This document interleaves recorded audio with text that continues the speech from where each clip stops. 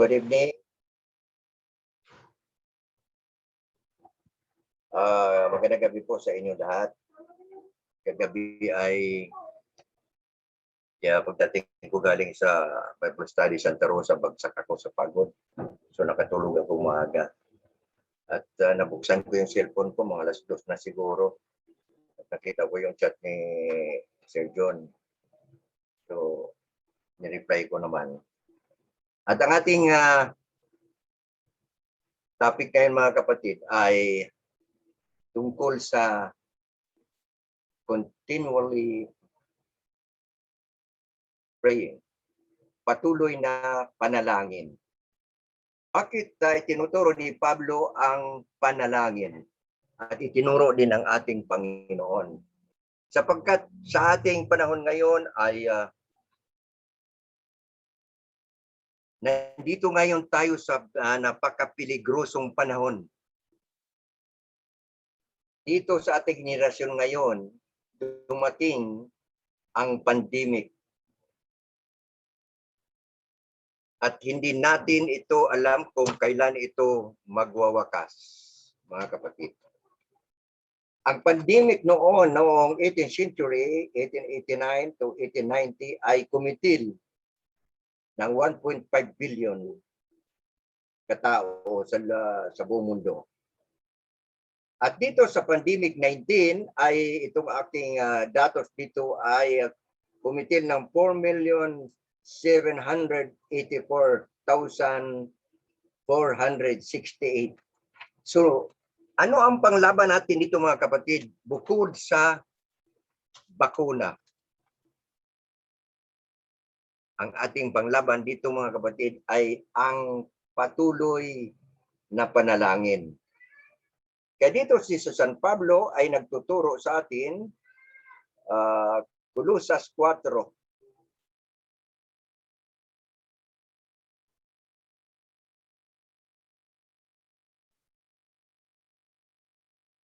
Colosas 4,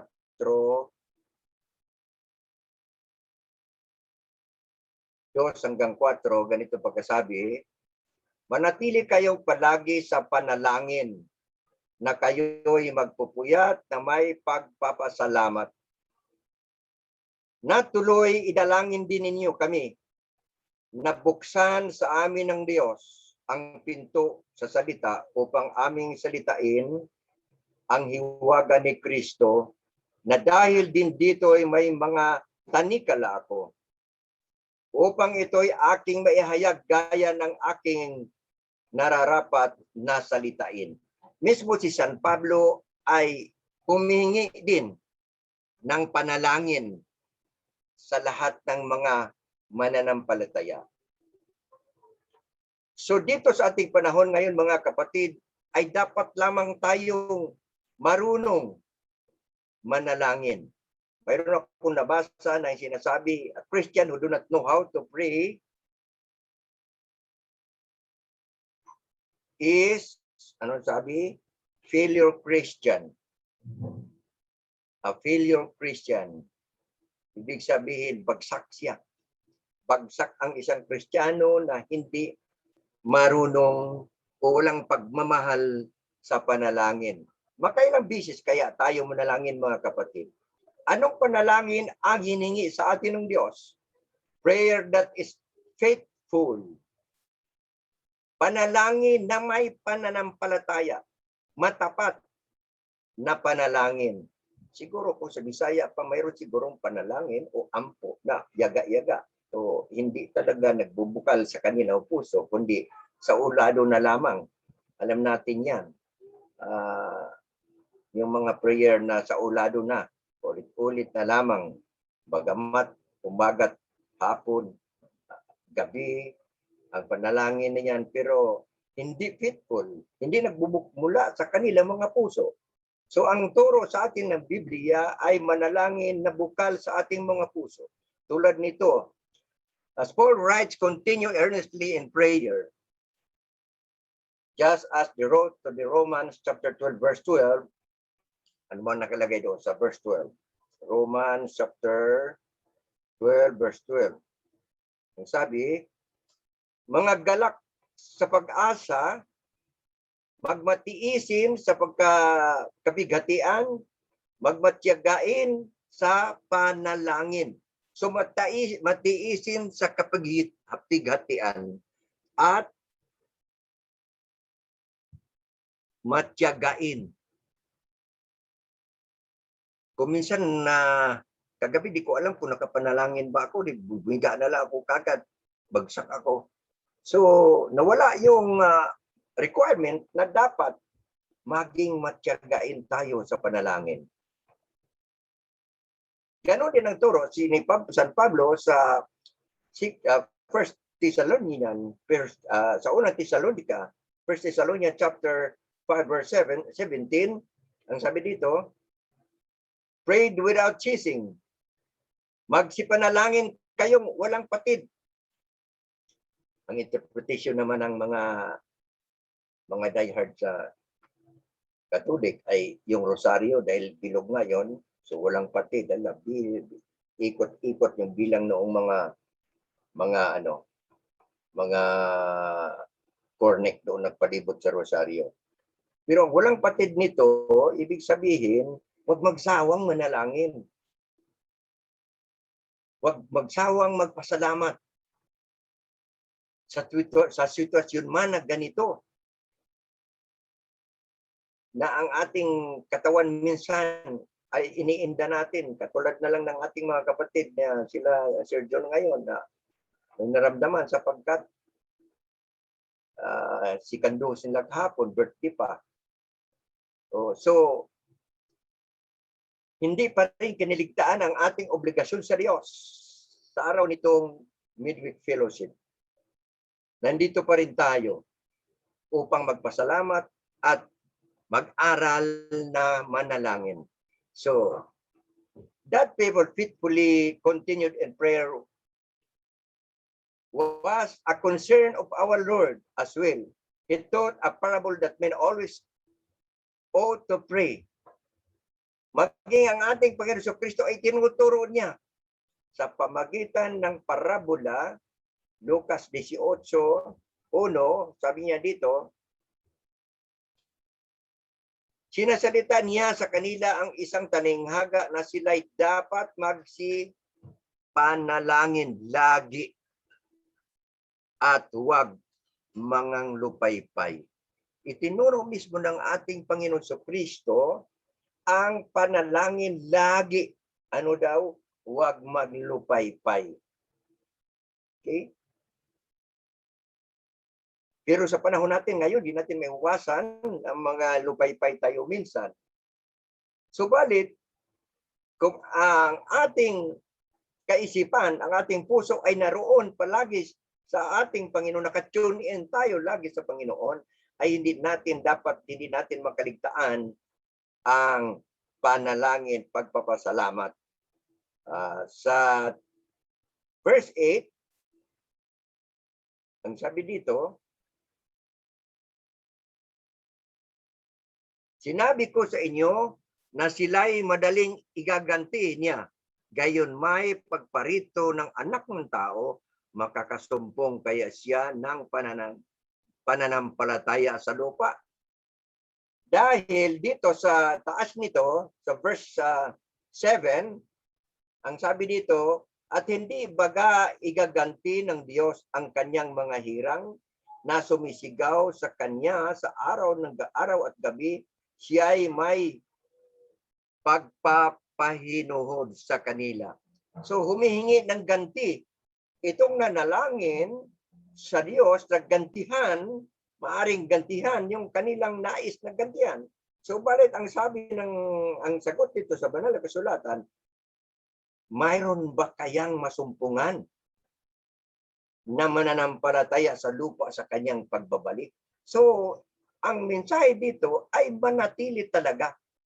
Tayo'y manatili sa panalangin na walang patid sapagkat sa kanyang pagbabalik, maaring hindi tayo kalakip doon sa kanyang masusumpungan na nanatiling may pananampalataya at matyagang panalangin. Next. We have several wonderful examples to serve as role models. David, aban, after God's own heart. Si David, sa banal na kasulatan sa Lumang Tipan, ay makita natin si David kung paano siya manalangin. Kung makailan siyang manalangin sa Diyos.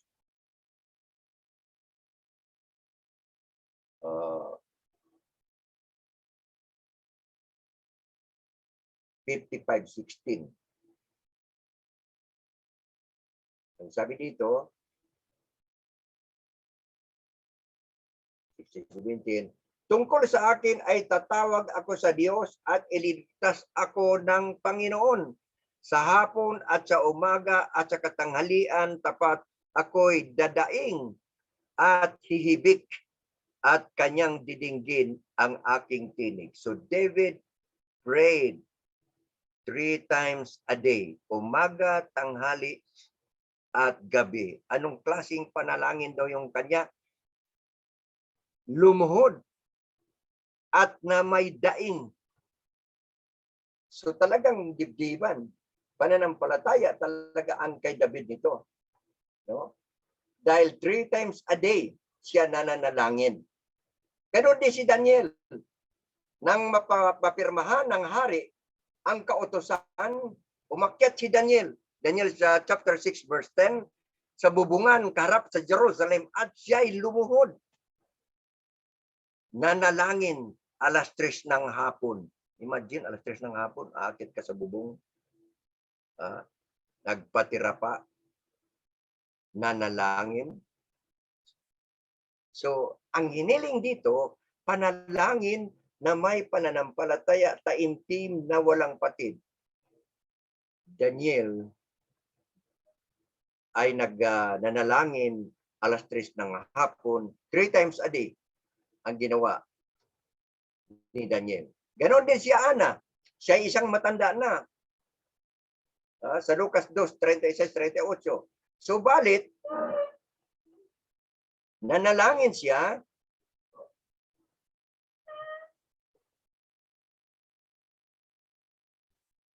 36. Ang sabi dito,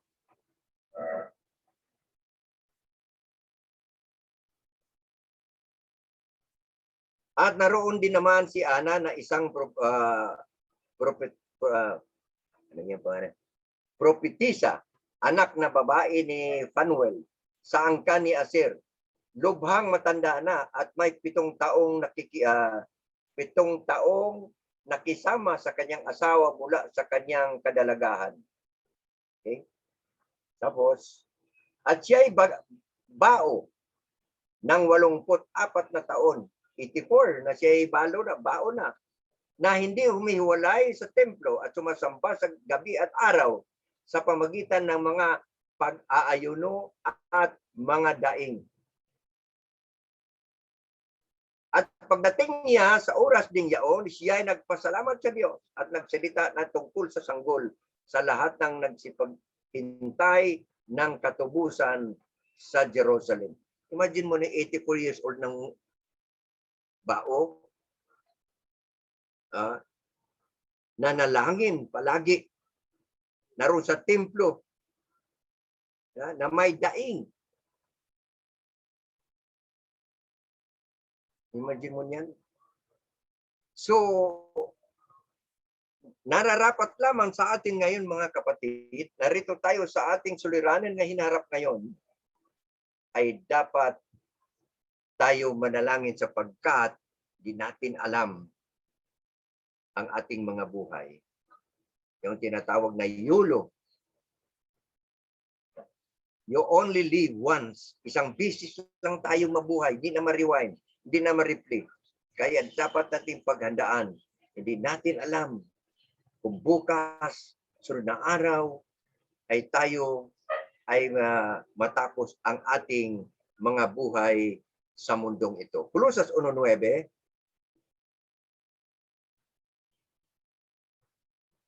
Ang sabi dito, dahil dito'y kami naman mula ng araw na aming marinig ito, at hindi kami nagsisitigil ng panalangin at paghingi ng patungkol sa inyo upang kayo'y puspusin ng kaalaman ng kanyang kalooban sa buong karunungan at pagkaunawa ayon sa Espiritu.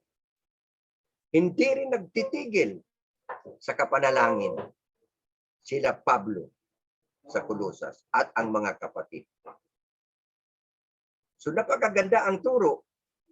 Kaya dapat natin mula ngayon sa gabing ito, ugaliin natin ang pagpanalangin, ang mga panalangin na may pananampalataya, may pananalig at may pag-asa.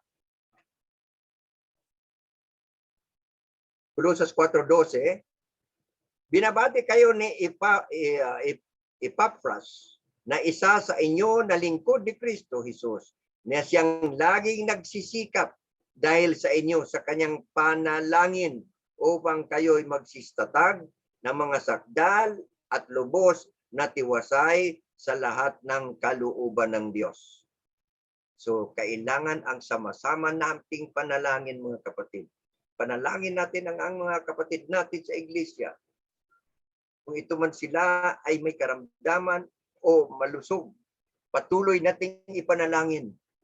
Araw at gabi, umaga at hapon, yun ang walang patid na panalangin. Okay, next.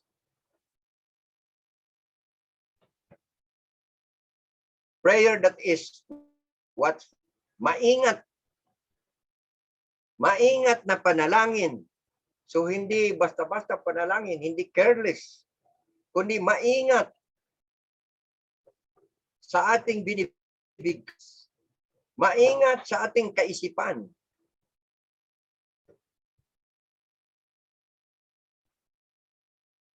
Kasi maalala ko yung nagnubina, nakaluhod nga, nakapikit ang mata. Biglang dumaan yung manok. Sumigaw. Hoy! Sarado niyo yung pinto. Nagdubina kami dito. Disturbo yung manok. So, na-disturbo yung panalangin na naputol. Naputol dahil hindi maingat sa kanyang mga binibigkas. So, anong dapat gagawin? Laging maingat tayo sapagkat ang dyablo ay laging umaaligid sa atin. Umaaligid. Parang leon na umaatungal. Marami ngayon, mga kapatid, yung mga preacher, pastor na nagtuturo na mayroon pang ipangalawang pagkakataon. Kaya daming napahamak na kaluluwa sapagkat hinamatay na lamang pumanaw na hindi napaghandaan sapagkat umaasa na doon sa ipangalawang buhay ay mayroon pang ipangalawang pagkakataon. So maging maingat tayo. Sila ginamit ng dyablo upang siluin tayo, upang hindi tayo magtiwala, upang hindi tayo makapaghanda, sapagkat umaasa pa rin na mayroong ipangalawang buhay pagkatapos ng kamatayan. Ito ang sinasabi ni Pablo, be vigilant in it. On several occasions, Jesus warned his disciples to be watchful in prayer. Laging mapagmatyag, lapig magpagbantay, sapagkat ang dyablo ay laging umaaligid sa atin. Gumagamit ng kasangkapan ng mga magtuturo na mali, magtuturo ng hindi naayon sa kalooban ng ating Ama. So his apostle warned us in Ephesians chapter 6 verse 18, ang sabi dito,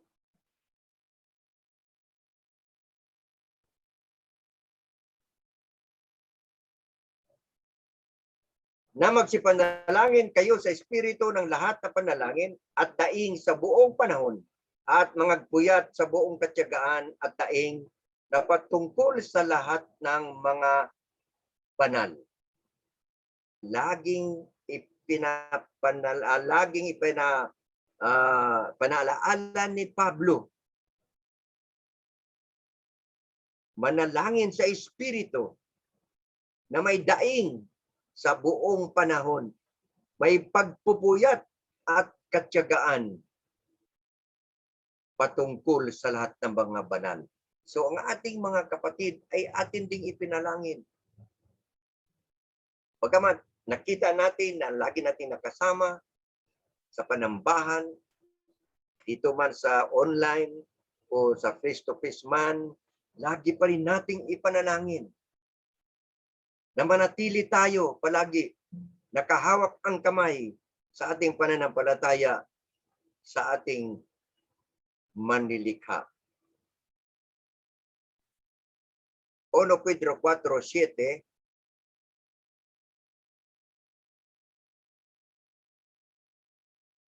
sapagkat dahil dito ay ipinangaral maging sa mga patay ang ebanghelyo upang sila ayon sa mga tao sa laman ay nangahatulan dapat mga buhay sa espiritu ayon sa Diyos. Sa mga patay, ipangaral ang ebanghelyo.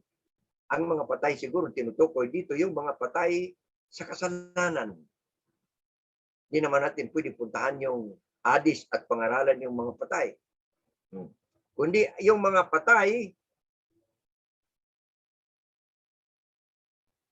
dahil sa kanilang panatili sa laman, sa kasalanan sa mundo, kaya itinuturing silang mga patay. Sa Ephesians chapter 2, kayo'y mga patay, tinuring na walang Diyos sapagkat patuloy kayong lumalakad ayon sa lakad ng sanlibutan. Now, Satan and the temptation to sin, death and the judgment to follow. Christ and the glories for those who are ready when He comes again. Prayers that is thankful. So sa ating panalangin, lagi nating tandaan na mayroon tayo, mapasalamatin tayo. Karamihan kasi puro hingi lang tayo, walang papasalamat. Lord, bigyan mo ako ng kakanin ngayon, para bukas din, para sa na araw, kulang na lang natin hingiin ang isang budiga. Na yun ay hindi dapat. Pasalamat tayo sa araw-araw ng mga biyaya na ating natatanggap. Dahil ang turo naman ng panalangin ng Diyos sa atin, ng Panginoon Kristo, ay bigyan mo kami, Panginoon, ng aming kakanin araw-araw. So araw-araw naman yung tinuro. Wala namang receive pa para sa linggo, isang buwan. So araw-araw, pasalamatan natin ang Panginoon sa anuman ang nating tinatanggap o natanggap na ayuda o biyaya buhat sa Diyos araw-araw.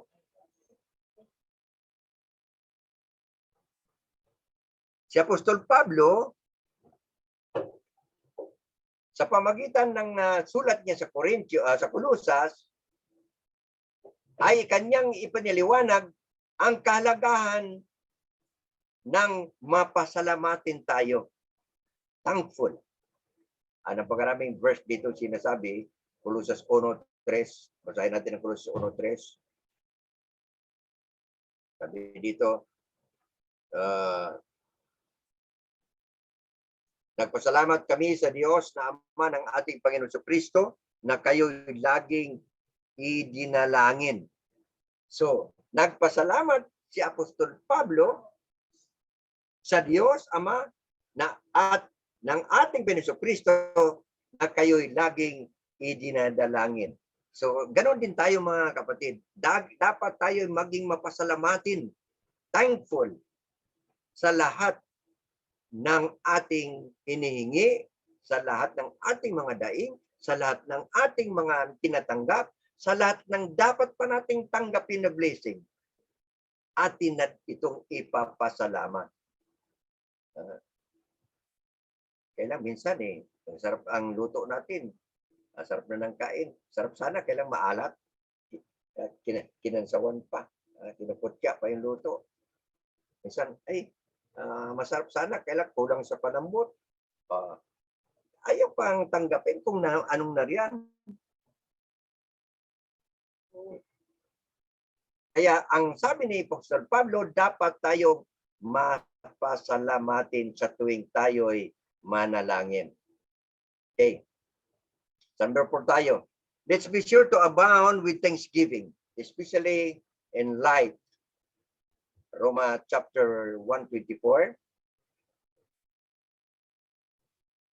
Ano sabi dito?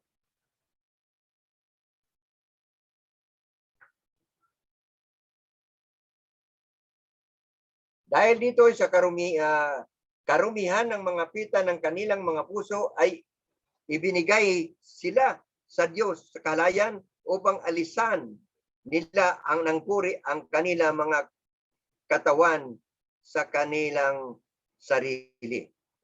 See?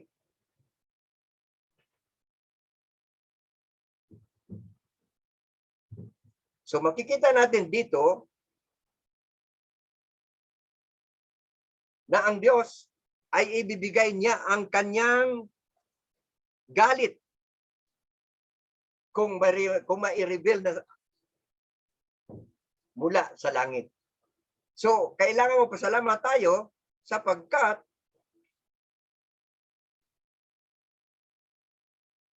upang matuto tayo na ang lahat ng karumihan, ang lahat ng kasalanan natin ay makikita at ito'y mahayag sa pagbalik ng ating Panginoong Kristo.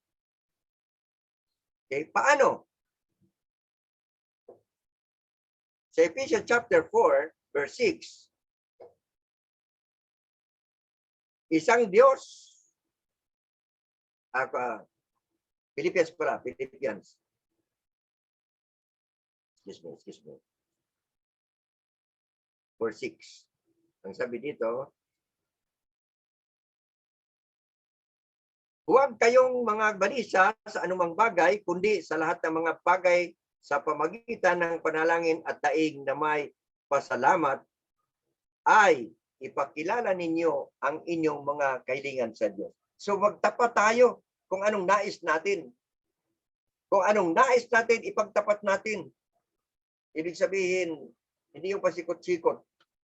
Hindi yung ating mga panalangin noon ating natutunan sa dating reliyon, iba malayo. Aba, Ginoong Maria na puno ka sa grasya. Hindi, wala. Ayaw sabihin kung anong gusto mo. Napilayan yung anak mo. O nilagnat. Iba ang hihiningi. Iba ang sinasabi.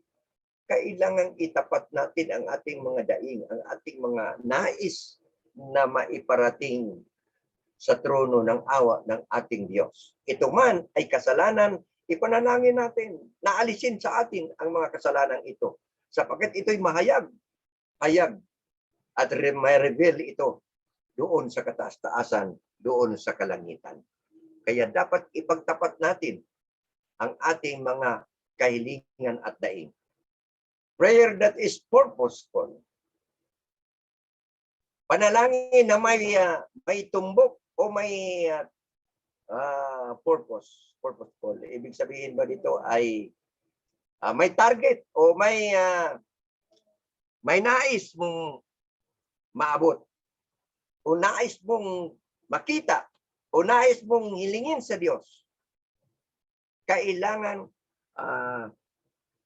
ano bang panalangin ko ngayon? Ano bang panalangin ko bukas? Ano bang panalangin ko sa sunod na araw? So laging may purpose.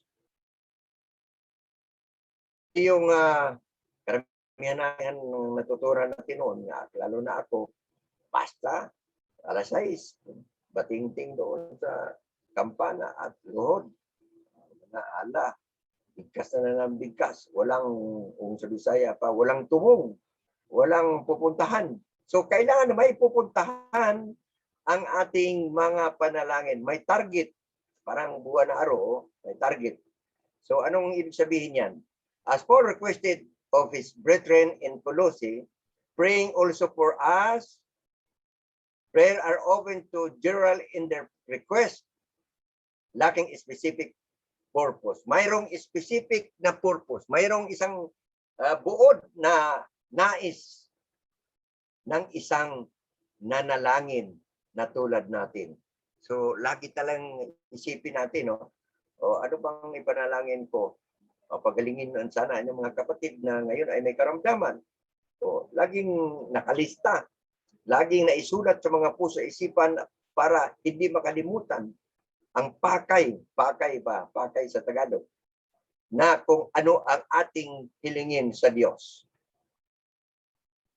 But as here in our text, Paul often asked for a specific prayer in his behalf. So dito ay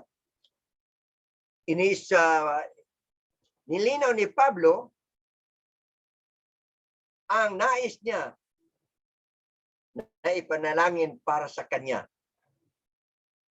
o para sa kanya. Basahin nga natin. 15. 30-32. Ngayon, ipinamanhik ko sa inyo, mga kapatid, alang-alang sa Panginoon nating Jesucristo at sa pag-ibig ng Espiritu na kayo'y makipagsikap na kasama ko sa inyo mga panalangin sa Diyos patungkol sa akin. Yan ang sabi ni Pablo, patungkol sa akin. Patungkol sa Kanya. Upang ako'y maligtas sa mga hindi nagsisimpalataya na nangangasaw diya. At ng aking mapamahagi sa Jerusalem ay maging kalugod-lugod sa mga banal. Upang sa pamagitan ng kalooban ng Diyos, ako'y makarating sa inyo na may kagalakan at ako'y makipamahinga sa inyo. So ipinalangin, ni-request ni Pablo sa mga kapatid sa Colossae na sa Roma na siya ipanalangin sapagkat alam ni Pablo na may mga panganib na may nagbabanta sa kanyang dinadadaanan na siya ipapatayin, na makarating siya doon upang makasama ang mga kapatid sa Roma at napuno ng kagalakan at makipamahinga sa mga kapatid sa Roma. So, in specific, ang request ni Pablo sa mga kapatid na siya din naman ay ipanalangin ng buong mga kapatid sa iglesia sa Roma. Okay?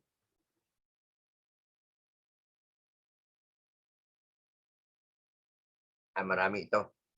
So, as we endeavor to live the Christ-like life, make the right kind of prayer and crucial element. Prayer that is faithful, watchful, thankful, and purposeful.